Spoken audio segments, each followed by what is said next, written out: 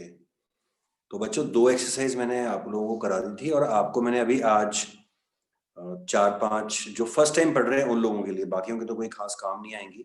तो जब last time मैंने पढ़ाया था समर वेकेशंस में, तो उस समय जो मैंने कोई छोटी-छोटी सी वर्कशीट और नोट्स भेजे थे बेसिक, क्योंकि उस समय मुझे याद है बहुत बच्चों के पास में टेक्स्ट बुक भी अवेलेबल नहीं थी।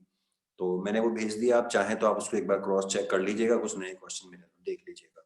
अदरवाइज मैं बार-बार रिपीट कर रहा हूँ, फर्स्ट और second exercise initially text book के अंदर से अगर आप कर लेते हैं, तो एक बार को सफिशिएंट है। आज क्या करेंगे देखिए, आज आगे भागने की बजाय फर्स्ट और सेकंड एक्सरसाइज में जितना भी कोर्स आपका सिलेबस जो भी कहता है उसको आज अपन खत्म करने की कोशिश करते हैं, उसके बाद में आगे की बात करेंगे, क्योंकि मैं रोज बार बार आपका रिवाइज्ड और रिलेटेड सिलेबस देख के जज करने की कोशिश करता हूँ कि कहीं हम बहुत ज्यादा एक्स्ट्रा ना कर लें या कुछ छूट ना जाए। तो अभी मैंने फिर से देखा, because I was a bit confuse about, जो लोग पढ़ चुके हैं ट्रिग्नोमेट्री वो जानते होंगे, जो 90 माइनस थीटा वाले जो पूरा एक एक्सरसाइज और जो टॉपिक है, तो वो मैंने आज और भी बहुत ही ध्यान से देखा, तो आज मुझे कंफर्म हो गया उसको पढ़ के, दोनों को रिवाइज भी पढ़ा मैंने और रिलेटेड भी पढ़ा, कि वो अब आपके कोर्स में नहीं है। तो अगेन बहुत ही इजी टॉपिक था, जो लोग पढ़ चुके हैं वो जानते हैं, उसके 1-1 मार्क्स के ढेर क्वेश्चन बनते थे, but now it is not in your syllabus. तो उसको अपन नेक्स्ट जो है जितना जरूरी होगा उतना एक बार देख लेंगे कि कहीं हमारे साथ कोई, क्योंकि आगे के क्वेश्चंस में भी कभी ना कभी वो काम में आता ही है, तो देख लेंगे।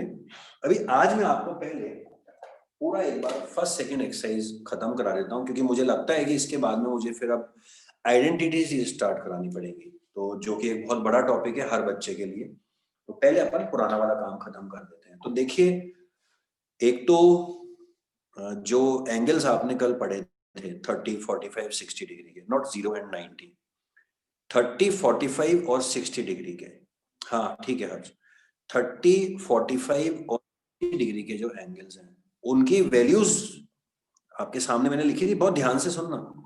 उनका डेरिवेशन आपके सिलेबस में था, और इस बार तो लिखा हुआ अलग से भी है कि ये तो है भैया सिलेबस के अंदर, ध्यान रखना। तो वो जो वैल्यूज हैं वो कहाँ से आई है वो मैं आपको अभी बता रहा हूं, और अगर कल की आपने क्लास देखी थी या रिकॉर्डिंग देखी थी तो आपको पता होगा कि 45 को वैसे भी सामने दिखा के ही कराया था, याद है? छोटा सा निकाल के 45 डिग्री का ट्राइंगल, सारी वैल्यूज फिर आपको दिखाई थी। तो आप समझ लो कि मैंने 45 का तो बता ही रखा है, एक बार और बता देता हूँ। तो अब आप देखेंगे किताब में भी दिया हुआ है 30, 45 और 60 डिग्री भी वैल्यूज थी, वो सारी की सारी कहां से आती हैं उसका दिखा रहा हूं, जो कि एक 9th क्लास के बच्चे को भी आप बड़े आराम से समझा सकते हैं। तो एग्जाम में जो क्वेश्चन आता है वो ऐसे, find the value of sine 60, cos 5 या cot 90, कुछ भी, नॉट 90, 0-90 हाइपोथेटिकल होता है, उनका एग्जाम में आता है। तो उसमें आपको क्या करना होता है मैं आपको बताता हूँ। देखिए, सबसे पहले 45 का हो चुका था, तो 45 का मैं यहाँ पर छोटा सा बना रहा हूँ, आपको वैसे याद आ जाएगा 2 मिनट। कोई भी एग्जाम में साइन 45, टेन कॉट 45, कॉस 45, सेक 45, कोसेक 45, किसी की भी वैल्यू पूछ ले आपसे कि ज्योमेट्रिकली फाइंड करिए, तो इसका मतलब होता है डेरिवेशन। बच्चे को यही समझ में नहीं आता कि डेरिवेशन करना है, क्या करना है। अरे भाई वो ऐसे बोलेगा, find the value of 1045 geometrically, मतलब आपको डेरिवेशन करना है। तो 45 डिग्री के लिए आपको हर बार एक ही काम करना है। आप कहेंगे, किताब में से देख लेना बच्चों, कि एक राइट एंगल ट्राइंगल ले लीजिए, एक्स वाई जेड, जो कल सिखाया था वही है। इसमें अगर ये एंगल 45 है तो ये वाला एंगल भी 45 है, और अगर ये दोनों 45 है तो इनके दोनों की सामने की साइड भी बराबर है, कल ही आपको बताया था।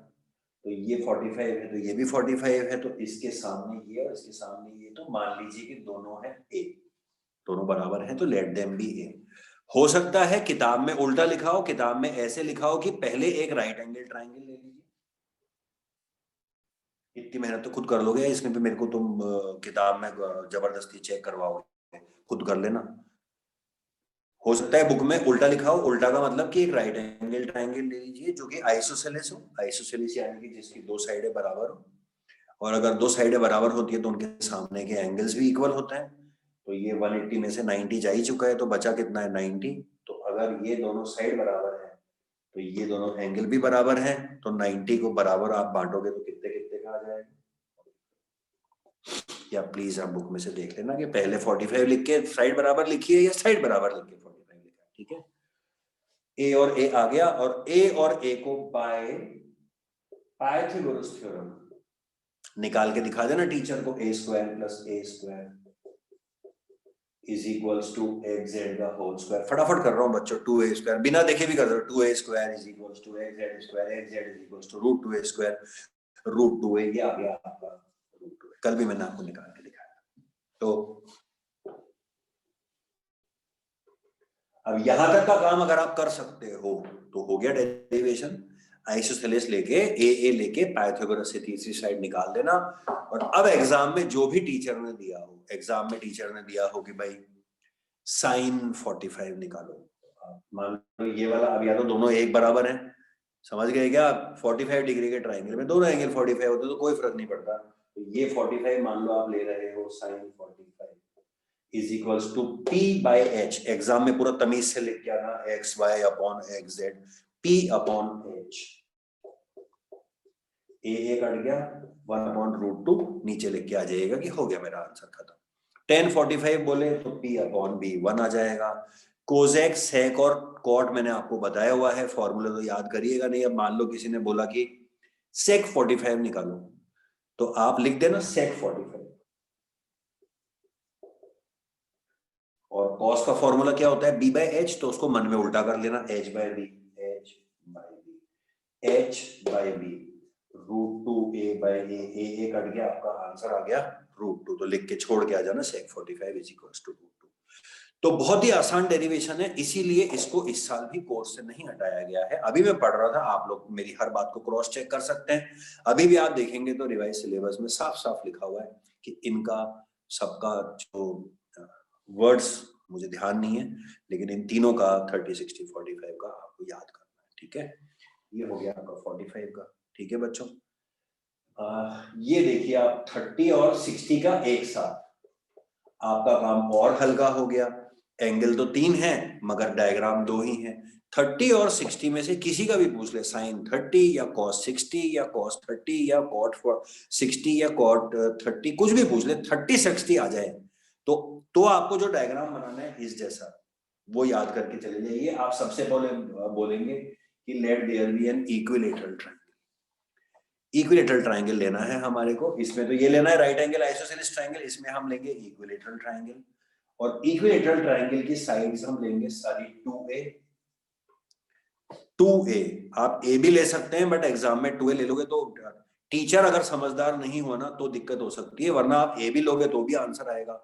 आप 2a ले लेना, ठीक है, तो ताकि टीचर को कोई शक शुबा नहीं रहे। बाकी आप a भी ले सकते हैं। एंगल्स हो गए आपके 60 degree, this is 60, this is 60, this is 60। Altitude draw कर लेना क्योंकि हमें 90 डिग्री का एंगल चाहिए। लिखना पड़ेगा आपको कंस्ट्रक्शन में कि ड्रॉ एन एल्टीट्यूड, ABC फिर AD करके कुछ लिख देना, ठीक है। अब आपको मैं पूरे साल में 9th क्लास वालों को 9th क्लास में कई बार बता चुका हूं कि इक्विलेटरल ट्रायंगल के अंदर जो एल्टीट्यूड है वो एंगल बाइसेक्टर भी होता है और मीडियन भी होता है। तो एंगल बाइसेक्टर तो 60 का आधा, ये कितना हो गया 30, और मीडियन है तो पूरी 2a है तो बट के आधी आधी कितनी रह गई, a, 2a का हाफ इज a। अब आप कंपेयर भी करते चलिए, इसमें ये दोनों पता थी पहले तो इसको पाइथागोरस से निकाल लिया था। इस ट्रायंगल को देखिए, इसमें ये साइड पता है और ये साइड पता है, तो ये निकालने का पाइथागोरस थ्योरम से। मान लो ये है a b c d, तो AD निकाल लो, AD स्क्वायर प्लस a का whole square is equals to 2a का होल स्क्वायर। सेम चल रहा है बिल्कुल। AD square is equals to 3a square, 3a square root 3a, तो ये वाली आ जाएगी आपकी रूट 3। तो इसमें भी हमने यही किया था, तीनों साइड निकाल ली थी। इसमें भी हमने ये कर लिया, तीनों साइड निकाल ली।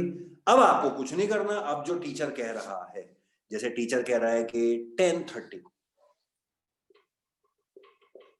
कोसेक 60 साइन 30 कॉट 60, कुछ भी कह रहा है टीचर, एग्जाम्पल दे रहा हूं, कुछ भी कह रहा है। अगर आपको 60 डिग्री का एंगल निकालना है, ये निकालना है कोसेक 60 और कॉट 60, तो ये रहा परपेंडिकुलर 60 के सामने वाला, ये रहा बेस और ये रहा हाइपोटेन्यूज। मैंने आपको ये दिखाया था 30-60 का एक ही डायग्राम बनेगा, क्यों बनेगा, अब आपकी समझ में आ गया होगा। क्योंकि जब 90 डिग्री का ट्राइंगल लेते हो और उसमें एक को 60 लेते हो तो दूसरा 30 आ ही जाता है, तो एक ही ट्राइंगल में 30-60 दोनों निमट जाते हैं। तो ये रहा 30 और ये रहा 60। अब आप जब 60 का निकाल रहे हो तो देखो, जैसे पहले कोजेक 60 निकाल रहा हूं। कोजेक क्या होता है, साइन का उल्टा, पी बाय एच का उल्टा एच बाय पी। तो 60 के हिसाब से ये परपेंडिकुलर h बाय p, तो 2a अपॉन। अच्छा, आपको ये जो वैल्यूज होती है टेबल की, ये तो आपको पहले से ही पता होती है। कल को कोई गलती हो गई तो आपको पता लग ही जाएगा, क्योंकि टेबल तो आपको ध्यान होनी ही चाहिए। तो वो जो वैल्यू टेबल में लिखी है वही तो डेरिवेट कर रहे हैं हम, तो गलत होने का कोई चांस नहीं है। बहुत ही महान स्टूडेंट कहलाएगा कि जिसको ये आंसर भी गलत आ रहा है और जो चेक भी नहीं कर रहा। अब मान लो गलती से उल्टा लिख दिया तो चेक भी नहीं कर रहा, तो फिर तो 0 नंबर मिलेंगे। कॉट 60, कॉट 60 किसका उल्टा होता है, 1060 का उल्टा। 1060 क्या होता है, परपेंडिकुलर अपॉन बेस। वो क्या होता है, cot p upon p, b upon p। तो 60 के हिसाब से b upon p, a upon root 3, 1 upon root 3। बताइए कहां तकलीफ आ रही है। अब जब 30 की बात करें, 1030, 1030 कितना होता है, परपेंडिकुलर अपॉन बेस। अब जो बच्चा ध्यान नहीं देगा वो कहेगा हाँ सर परपेंडिकुलर अपॉन बेस। चार्टे उड़ाने चाहिए ऐसे बच्चों के। भाई जब मैं नहीं थकता बोलते बोलते कि थीटा के सामने देख परपेंडिकुलर, तो आप कैसे एक क्वेश्चन में थक सकते हैं।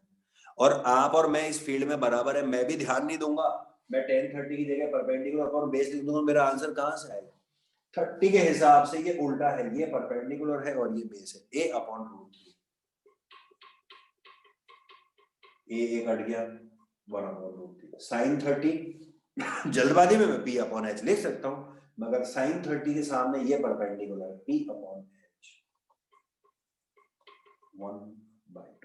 तो देखिए ये है आपका कोर्स, कुछ भी नहीं है, किताब में बहुत अच्छा समझाया हुआ है। और ये तो मैंने आपको समझा ही दिया है। जिस बच्चे को ये ध्यान है कि पहले राइट एंगल, इसमें अब आपको पढ़ना क्या है मैं फिर से बता देता हूँ। जो मैं बार बार रोज बोलता हूँ कि जो हमारी नालायक पौध है, जो पढ़ने वाली नहीं है, बच्चों मैं फिर बोल रहा हूँ, इससे आसान कुछ नहीं मिलेगा। सिर्फ आपको ये पढ़ के जाना है कि 45 में 90 डिग्री का ट्राइंगल लेना है जिसकी दो साइड बराबर, तो आपका क्वेश्चन चालू हो गया। और इसमें इक्विलेटरल ट्राइंगल लेना है 2a का लेके, फिर एक एल्टीट्यूड बनाना है, उससे 60-30 आ ही जाएगा। फिर बैठे बैठे अपने आंसर निकालो। इसमें ये दो साइड पहले से पता होती है, ए तो ये पाइथागोरस से आती है। इसमें ये पता थी 2a और ये, तो इसमें ये पाइथागोरस से आती है। तो दोनों ही जो डेरिवेशंस हैं वो अगर आप घर पे रिवाइज करने भी बैठे तो 3 मिनट इसमें और 3 मिनट इसमें लगते हैं। और इससे ज्यादा मैं क्या बोलूं। मैं डबल काम करता हूँ, मैं आपको पढ़ाता भी हूँ और मैं पढ़ने के लिए प्रमोट भी करता रहता हूँ, तो उसमें थोड़ा ज्यादा टाइम लग जाता है। तो ये आपका हो गया पूरा डेरिवेशन, ठीक है।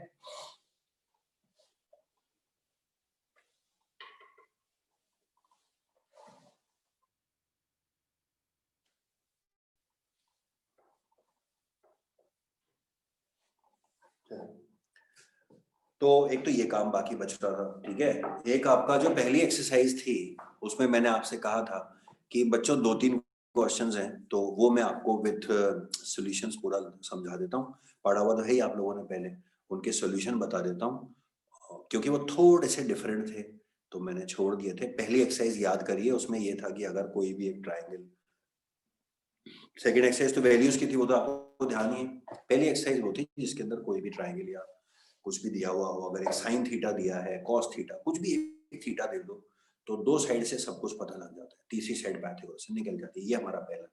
तो उसमें मैं बुक में से करा रहा हूँ क्योंकि मैं चाहता हूँ कि एग्जैक्टली वो 2 क्वेश्चंस आप जरूर करें और उनसे मिलते जुलते क्वेश्चंस भी आप करें। तो देखिए जिन लोगों ने पढ़ा होगा, देखा होगा, एक सेकंड बच्चों कुछ,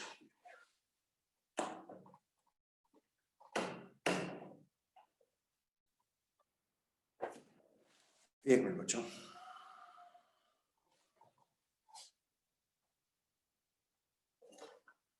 तो तो जिन लोगों ने उस पहली एक्सरसाइज को देखा होगा उनको याद होगा कि उसमें सर ने लास्ट के 2-3 क्वेश्चन, एक तो फिल वो है one word fill in the blanks, वो तो आप कर लेना। उसके अलावा जो 2 क्वेश्चंस थे जो मैंने नहीं कराए थे वो आपको याद होंगे कौन से, तो वो करा देता हूँ। और फिर उसके बाद में अगर मुझे उचित लगेगा तो 6 क्वेश्चन हमारा बहुत टाइम से ड्यू चल रहा है, वो भी मैं आपको करा देता हूँ। या फिर देख लेंगे उसको जब सारे बच्चे इंटरेस्टेड हो जाएंगे पढ़ने वाले, तब देख लेंगे। तो बच्चों देखिए, ये थे आपके, आप इंपॉर्टेंट मार्क करना चाहें तो कर लीजिएगा। 8.1 जो है उसमें मेरे लिहाज से एक तो क्वेश्चन नंबर 6 बहुत ही खतरनाक है जो लास्ट में करेंगे। एक 9 और 10 थोड़े से जो हम पढ़ रहे हैं उससे अलग हटके है, वो मैं आपको करा देता हूँ। जैसे 9 एक मुझे बड़ा ही इंटरेस्टिंग क्वेश्चन लगता है, मैं आपको 9 क्वेश्चन बताता हूँ। ये कहता है इन ट्राइंगल ABC, बना लेते हैं diagram. In triangle ABC right angle at B, right angle at B, कहता है कि tan A is equals to 1/√3, tan A is equals to 1/√3, और कहता है find the value of, find sin A cos C plus cos A sin C। ठीक है, अब जिन्होंने पढ़ रखा है मैंने मौका भी खोल दिया आपको समझने का, वो लोग तो समझ पाएंगे। सॉरी, क्या हो रहा है आज, 10वीं की किताब ने कदम तोड़ दिया बेचारे ने।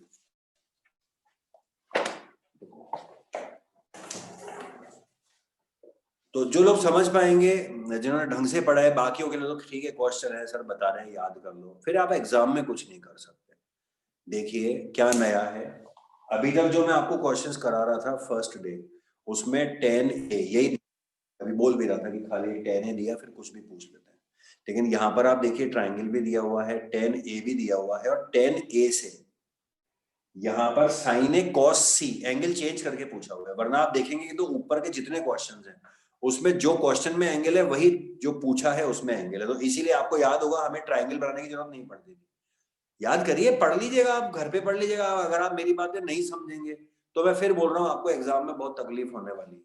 जो पहले के क्वेश्चन थे वो ऐसे थे कि इफ tan थीटा इज इतना then find sin theta cos theta, तो थीटा थीटा थीटा मैं आपको बता रहा था कि tan थीटा दिया हुआ है, जैसे ये दिया हुआ है, तो ये देखा जाए तो क्या दिया हुआ है, P/B दिया हुआ है, ये P दिया हुआ है, B दिया हुआ है, H निकाल लो, अभी भी वही है।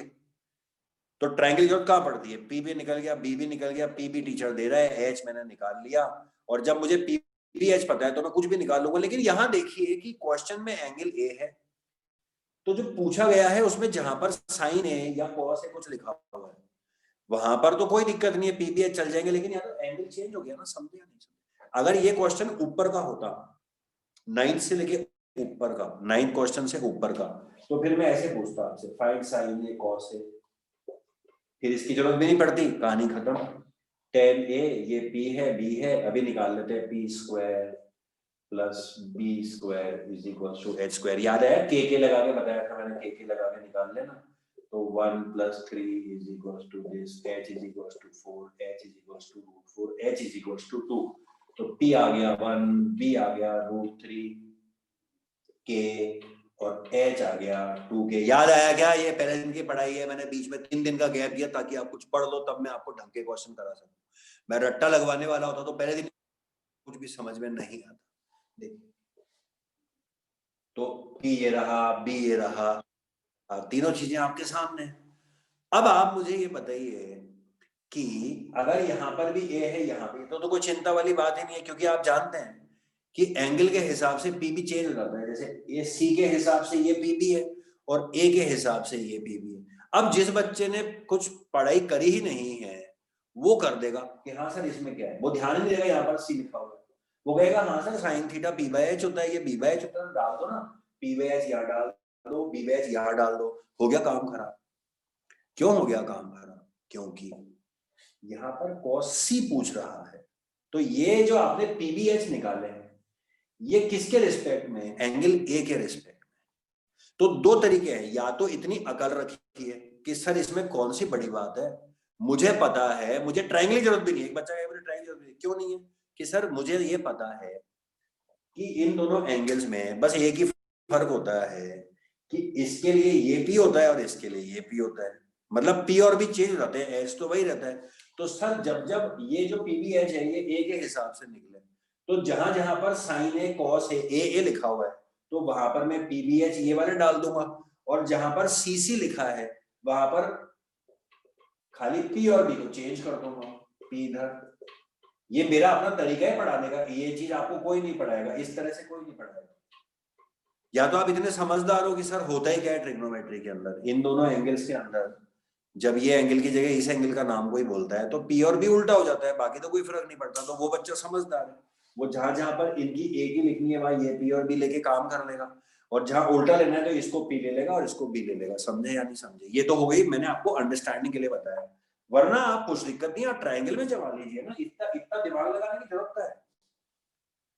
अब आप ट्रायंगल में जमा लीजिए आपके पीबीएच, क्योंकि ये ए और सी दोनों बोल रहा है, तो ट्रायंगल में जमा लीजिए। अब यहाँ पर समझदारी फिर से वही आती है कि एक बच्चा कहेगा पी है 1, डाल दो सर यहाँ पे, फिर वही बात, अरे ये पी और बी ए के हिसाब से, अब ए के हिसाब से तो ये परपेंडिकुलर है ना बेटा, तो ये परपेंडिकुलर है तो यहाँ डलेगा 1 के, समझो ना यार, ये डलेगा √3 और ये डलेगा 2। अब अपने आप सेटलमेंट हो जाएगा, जहां जहां पर ए लेना है वहां पर आप ये पी और ये बी और ये एच लेके काम कर ले, और जहां पर ये लेना है वहां पर ये पी और ये बी और ये एच लेके काम कर ले। तो समझ में आ गया बच्चों? तो ये एक इकलौता सवाल है, मैंने इसीलिए 2 दिन का गैप दिया, नहीं कराया आप लोगों को। कभी भी ऐसा हो तो 9th क्वेश्चन को जरूर आप अलग से देख लेना, उससे आपको पहचान हो जाएगी कि ये एंगल और ये एंगल डिफरेंट होता है, तो फिर पी और बी को पलट देना चाहिए। मैं कहता हूँ ट्रायंगल मत भी बनाओ, टीचर ना भी दे तो भी पलट देना। समझे या नहीं समझे? ठीक है, हाँ प्रद्युमन बोलो बेटा।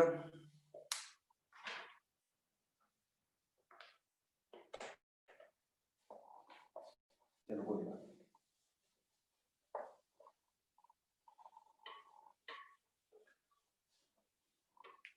और मैंने बिठा दिया, मैं एक बात और बोलना चाह रहा था, वो रह गई, दोबारा से लिख देता हूँ, कोई दिक्कत नहीं, ठीक है। क्यों प्रद्युमन, ऐसा क्या हो रहा है कि तुम अनम्यूट नहीं कर पा रहे हो यार? मैंने तो ऐसी कोई मीटिंग सेटिंग्स डाली नहीं है कि यार ऐसा हो जाए, तुम लोगों के साथ ऐसा क्यों करूंगा मैं?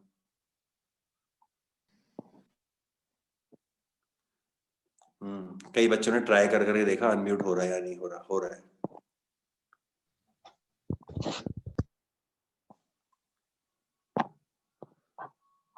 अरे ट्रायल मत करो रे,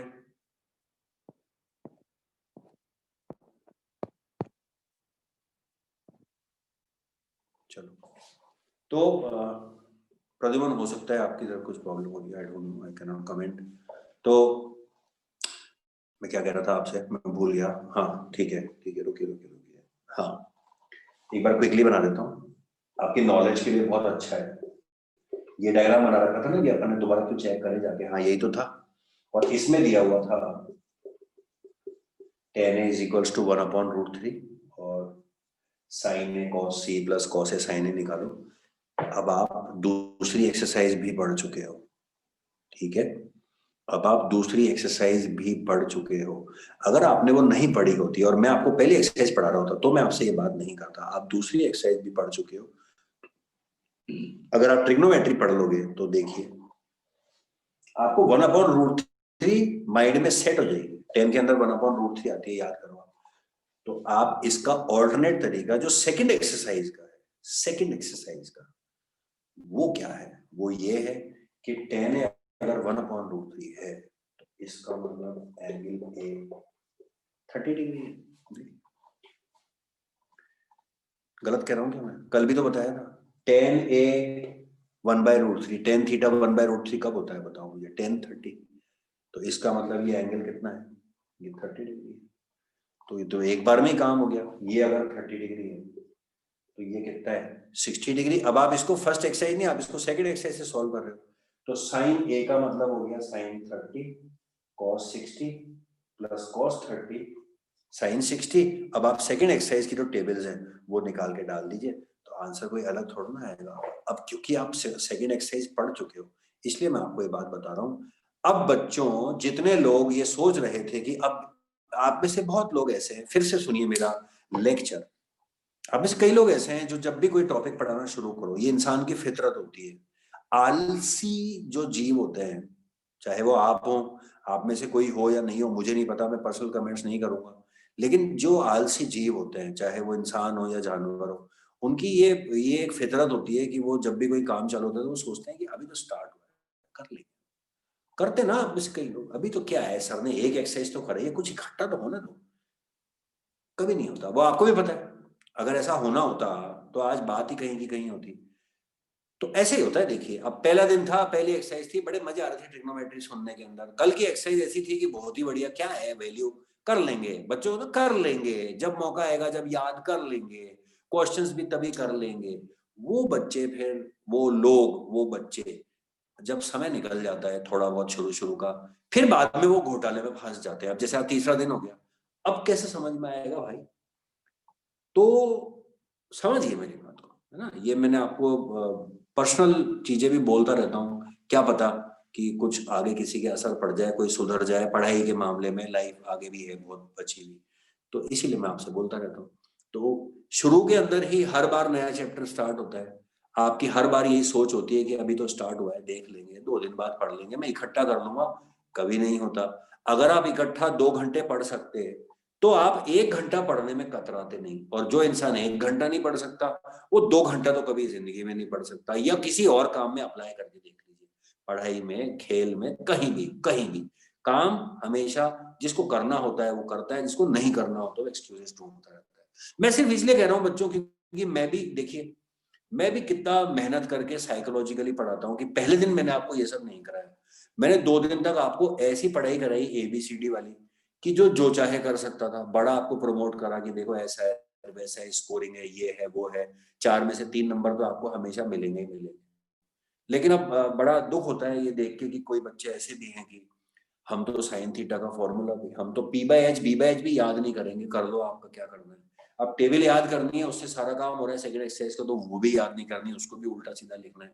तो ऐसे लोग, खाली पढ़ाई की बात नहीं है, 10th की बात नहीं है, मैथ्स की बात नहीं है, ऐसे लोग आगे भी किसी चीज के अंदर कभी भी फ्रंट फुट जो है वो रख के अपना काम नहीं करेंगे, वो हमेशा बैक फुट के ऊपर ही रहेंगे। और फिर ऐसा क्या होता है आगे आपको पता है, लाइफ के अंदर सबको पता है अच्छी तरह से, मैं ज्यादा डिटेल में जाना नहीं चाहता।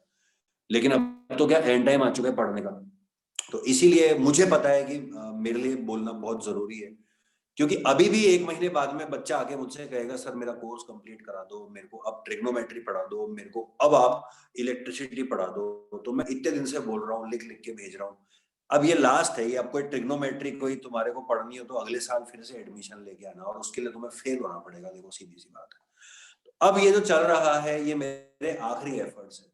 अब मैं रिवीजन करा रहा होता ना, तो अब तक ट्रिग्नोमेट्री खत्म ही रहती पूरी की पूरी, लेकिन मैं रिवीजन नहीं करा रहा हूँ, मैं पूरा पढ़ा रहा हूँ। तो अभी भी कह रहा हूँ, बीच बीच में हर 2-3 दिन में आपको टोकता रहता हूँ कि कर लीजिए। अभी आप लोग मानेंगे नहीं, अभी मैंने इंडिविजुअली बच्चों को मैसेज भेजे पीरियडिक क्लासिफिकेशन को डाउनलोड करने के लिए, ग्रुप के अंदर चिल्लाया, 2 बार अनाउंस करा, फिर मैं प्राइवेट उसके ऊपर गया, प्राइवेट में जा जाके मैंने मैसेज भेजे कि देख भाई डाउनलोड कर ले, देख भाई प्लीज डाउनलोड कर ले, नहीं तो फिर तू 5 दिन बाद आगे कहेगा। तो एक बात बताओ, मैं हर चैप्टर के लिए, हर बच्चे के लिए 5 दिन कहाँ से लेके, मेरे भी वही दिन में 24 घंटे होते हैं, मेरे भी वही महीने में 30 दिन होते हैं, मेरे भी 365 दिन होते हैं। तो आप अगर उसको मल्टीप्लाई करें नंबर ऑफ स्टूडेंट्स और उनकी रिक्वायरमेंट और नंबर ऑफ चैप्टर्स और नंबर ऑफ डेज पर, तो उस हिसाब से तो मेरा जो साल है वो करीब 5,000 दिन का होना चाहिए। नहीं हो सकता ना, इतना करना पड़ता है। देखिए आप, करा मैंने, क्योंकि मुझे पता है अभी ये पीरियडिक क्लासिफिकेशन पढ़ नहीं रहा, अभी नहीं पढ़ रहा, तो ये तो आ जाएगा कहने, मैंने तो ये रह गया, मेरा वो रह गया, तो मैं कहां से कैसे कराऊंगा? आप इमेजिन तो करिए। अब यही चीज ट्रिग्नोमेट्री के अंदर है। अभी इतना लंबा मैंने लेक्चर क्यों दिया? ट्रिग्नोमेट्री अभी स्टार्ट हुई है, अब आइडेंटिटीज चालू होंगे, फिर मैं पूरी कोशिश कर रहा हूँ कि एप्लीकेशन ऑफ ट्रिग्नोमेट्री कराऊंगा। तो भैया ये लंबा चैप्टर हो गया, खत्म होते होते 10 से 12 दिन लग जाएंगे। अब 10-12 दिन की मेहनत करने के बाद में कोई कहे आके मुझसे फोन करके, सर मैंने अटेंड नहीं करी थी क्लास क्योंकि मेरे प्री बोर्ड चल रहे थे, अब जब आपको टाइम मिले जब करा, how is this possible? How is this possible for a human being? कैसे कराएगा यार, कहां से कराएगा? समझने की कोशिश कीजिए। तो अभी भी जो करा रहा हूं वो आप साथ साथ कर लीजिए। अब आज करा रहा हूं तो अब अगली क्लासेस में आइडेंटिटीज चालू हो जाएंगी। आपको कुछ समझ नहीं आने वाला। तो नाउ इज द टाइम कि अगर आप नहीं प्री बोर्ड दे रहे, अपना अभी काम कर रहे हैं या आपको पढ़ने का टाइम है, तो आप अभी इसको पढ़ के खत्म कर लीजिए। ठीक है बच्चों, मेरा समझाना बहुत जरूरी होता है यार कभी कभी, क्योंकि ऐसा लगता है ना कभी कभी पढ़ाते हुए कि यार अपन पढ़ा तो रहे हैं लेकिन ये तो वो पत्थर पे सर मारने के बराबर हो रहा है। कई बार समझाते समझाते ऐसा लगता है कि nobody is listening, nobody is giving a damn about what you are मतलब टीचिंग देम। कभी कभी ऐसा फील होता है क्लास के अंदर। खैर एनीवेज, तो 9th मैंने समझा दिया है, 10th और देख लीजिए। ये भी अब क्योंकि वीक बच्चे बैठते हैं तो उनको समझाना पड़ता है। बाकी इस तरह के क्वेश्चंस तो हमारे फर्स्ट सेकंड थर्ड चैप्टर के अंदर किए जाते हैं। अब ये कहता है फिर से right angle at Q, P Q R, P Q R, ठीक है। इसमें ये कहता है कि पी क्यू 5 है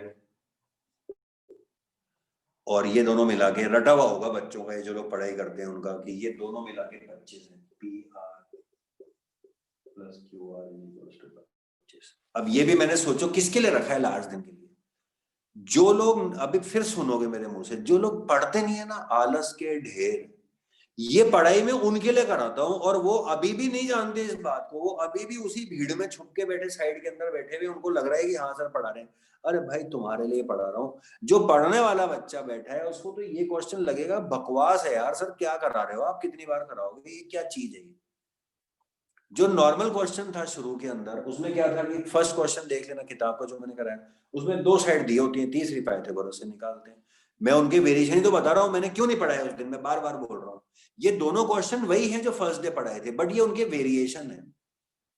ये वेरिएशन इसमें क्या है, सिंपल क्वेश्चन होता तो ये 5 है, ये 4 है, चल भाई ये निकालो, अपना काम चालू करो। जैसे क्वेश्चन में लिखा हुआ है find sine B, tan R, tan B, cot R, cot square R, ये सब तो हमने पता था फर्स्ट डे निकालेंगे, हमें तो ये तीनों साइड चाहिए। तो ये क्वेश्चन ट्रिग्नोमेट्री का नहीं है। इस क्वेश्चन के अंदर कोई सी भी 2 साइड नहीं दी हुई है, इसमें आपको जबरदस्ती एक छोटा सा पेज डाल के दिया है कि ये तो 5 है और ये दोनों मिला के 25 है, ये दोनों मिला के 25 है।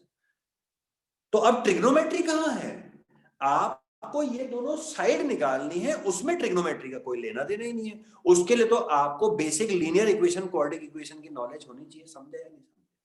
ट्रिग्नोमेट्री तो बाद में चालू होगी जब आपको ये दोनों साइड दी जाएंगी, पता लग जाएंगी। इसलिए पढ़ाई करा रहा हूं मैं। बार बार बोल रहा हूँ, जो छुप के बैठे हैं बीच में, जिनकी वजह से मैं 15-20 मिनट हो गई मुझे, मैं एग्रेसिवली लेक्चर दे रहा हूँ, मेरा दिमाग खराब हो रखा है अभी, वो इसीलिए क्योंकि मुझे पता है आज भी उन्हीं लोगों के लिए जिनके लिए मैं पढ़ा रहा हूँ ना, उनको आज भी परवाह नहीं है। वो कहीं ना कहीं साइड के अंदर बैठे होंगे, दुबके हुए होंगे, कोई बड़ी बात नहीं है, मेरा लेक्चर बज रहा होगा और वो हेडफोन लगा के म्यूजिक भी सुन सकते हैं, वीडियो गेम भी, कुछ भी कर सकते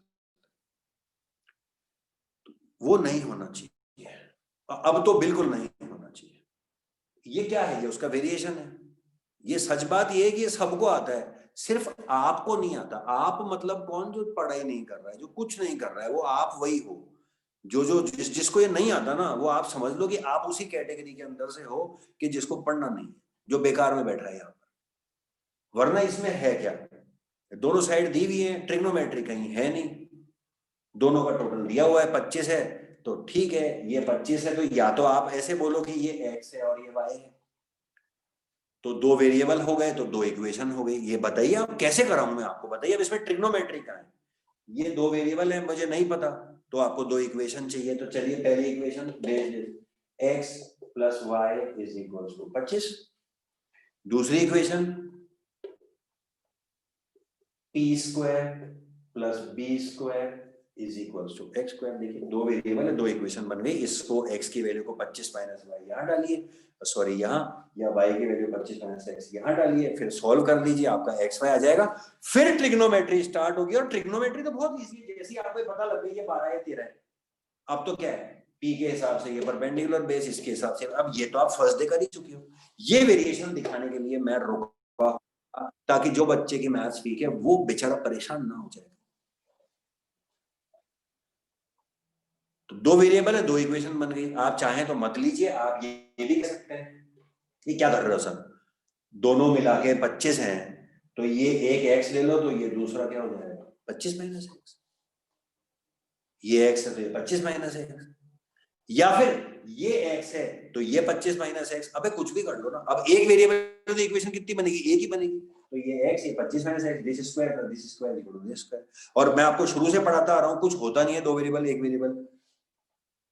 आप यहाँ पर ले लें एक एक्स एक 25 माइनस एक्स, तो यहाँ पर भी तो वही आ रहा है, वाई कितना है 25 माइनस एक्स। आप यहाँ पर डाल दो तो क्या आएगा 25 माइनस एक्स। तो कोई डायरेक्टली ये बनाता है, कोई 2 वेरिएबल लेके बनाता है। अब तो यार साल का अंत हो गया, वरना पहले मैं बड़ा पेशेंटली इन बातों को खूब समझाया करता था।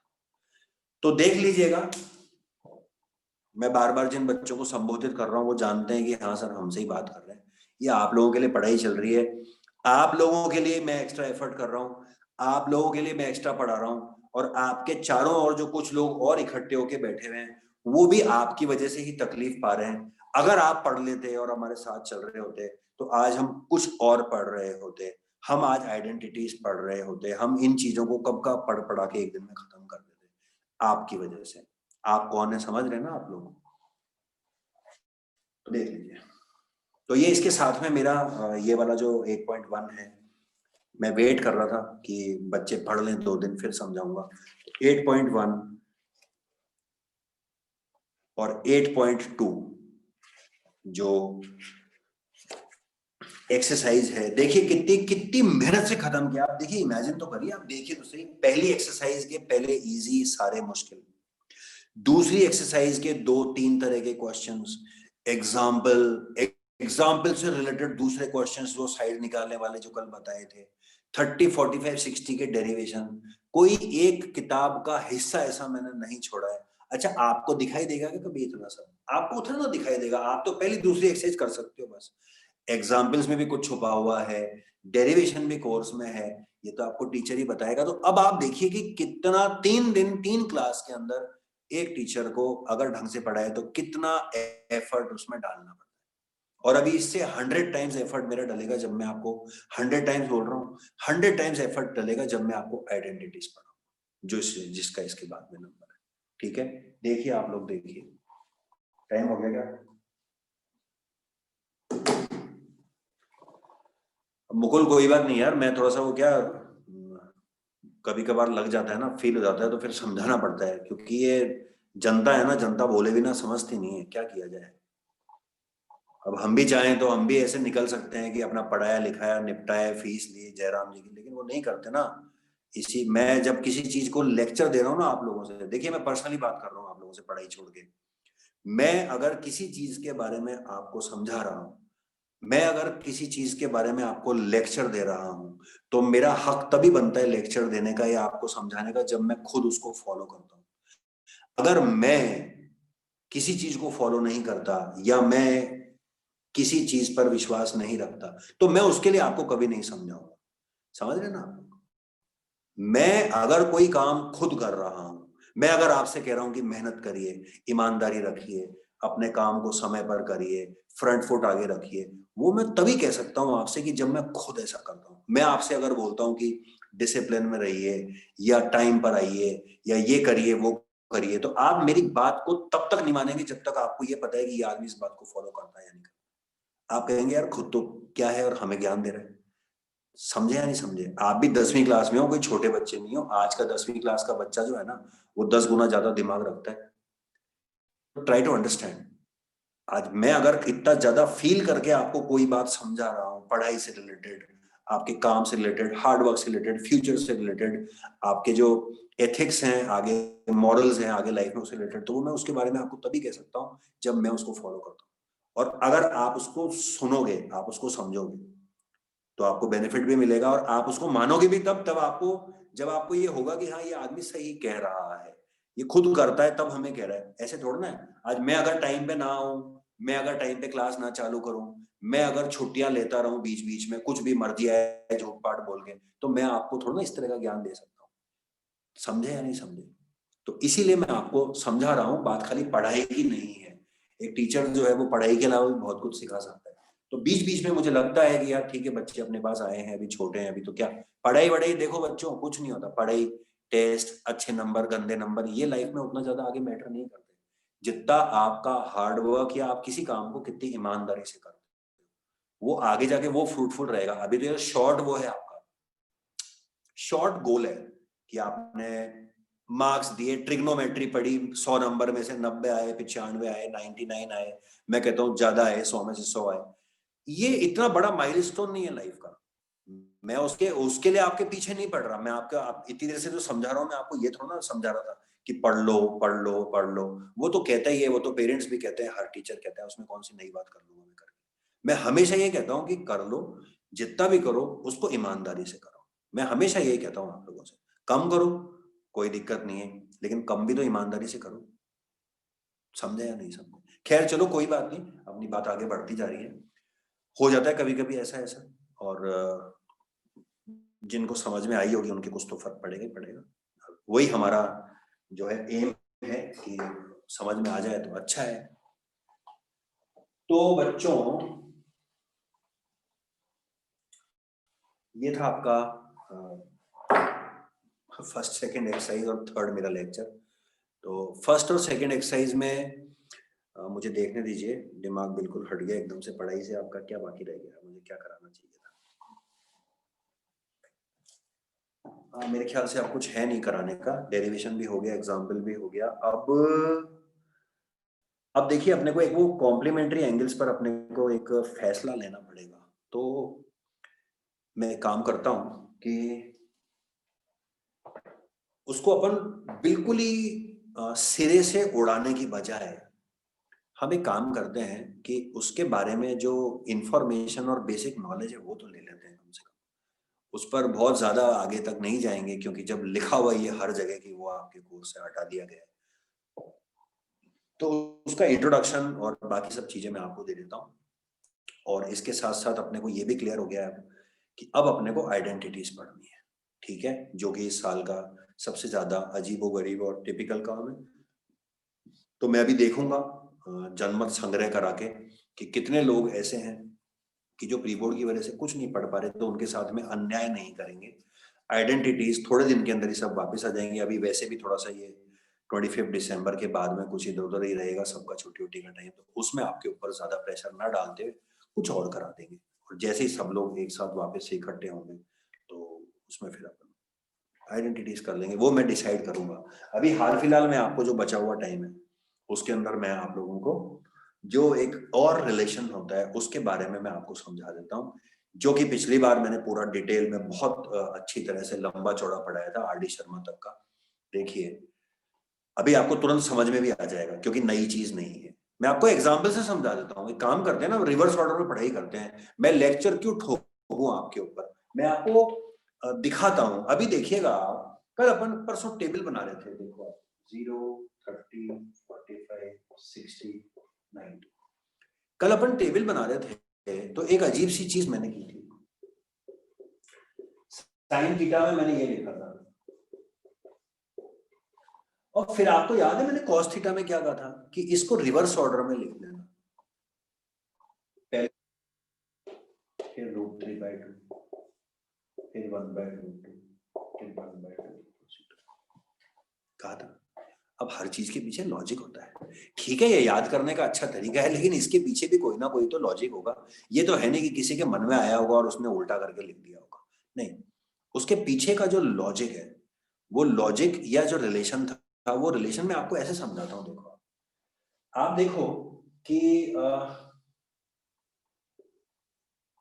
जो वैल्यू साइन 60 की है वो कॉस 30 की है। 60, 30।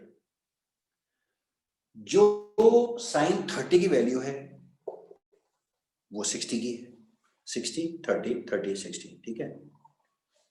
60, 30, 30, 60। वैल्यू साइन 45 की है वही सेम वैल्यू कॉस 45 की है।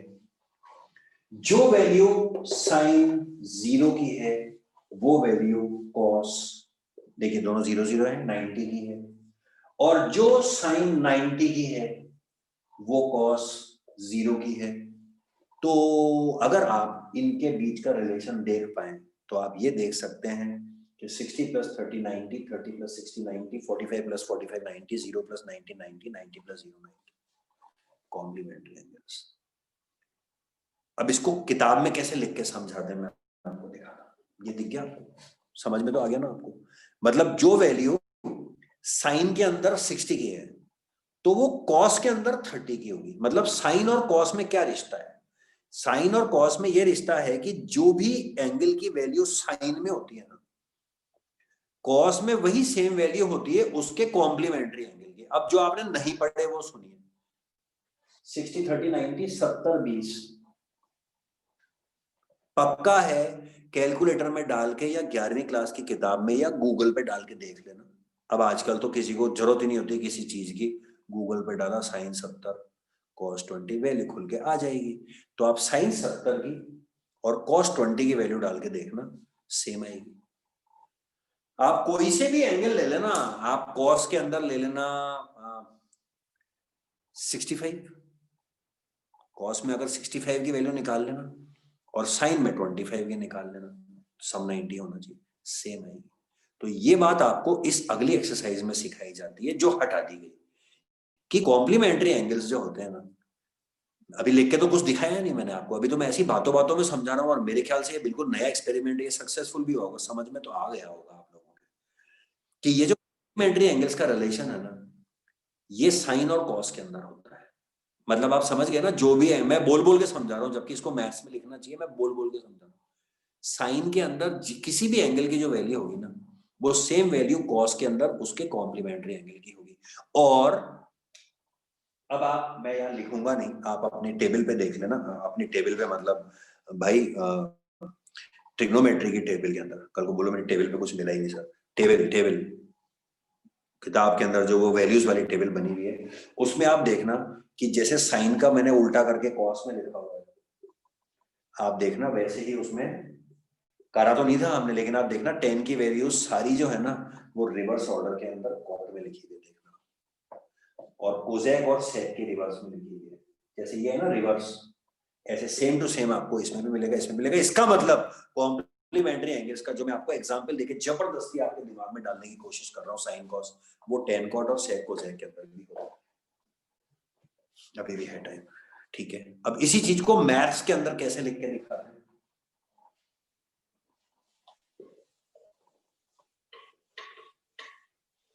मतलब आप समझ गए, मैं पूरा पढ़ा नहीं था लेकिन अब नॉलेज तो आ गई आप लोगों को कि हाँ सर समझ में आ गया।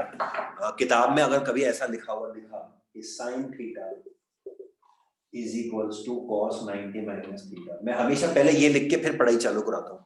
आज मैंने एक्सपेरिमेंट करके उल्टा करके पढ़ाई करी तो आपको समझ में आ गया होगा। ये वही लिखा हुआ देखो आप, साइन थीटा, जो भी थीटा, थीटा एंगल होता है, जो भी थीटा साइन, यानी साइन के अंदर जो भी थीटा की जो भी वैल्यू होती है ना साइन थीटा की जिस एंगल के लिए, वो सेम वैल्यू कॉस के अंदर होती है, इज इक्वल टू लगा हुआ है, मगर वो थीटा की नहीं होती, वो 90 माइनस थीटा की होती है। जैसे अभी आप जो लिख रहे थे वो फिर से लिख के दिखाता हूँ, साइन 70 की जो वैल्यू होती है ना, वो कॉस के अंदर 70 की नहीं होती है, 90 माइनस 70 कॉम्प्लीमेंट्री एंगल, यानी कि कॉस 20 की होती है। समझे या नहीं समझे? साइन 30 की जो वैल्यू होती है, अपन क्या पढ़ रहे थे, साइन 30 की कॉस 60 के अंदर होती है, क्यों होती है?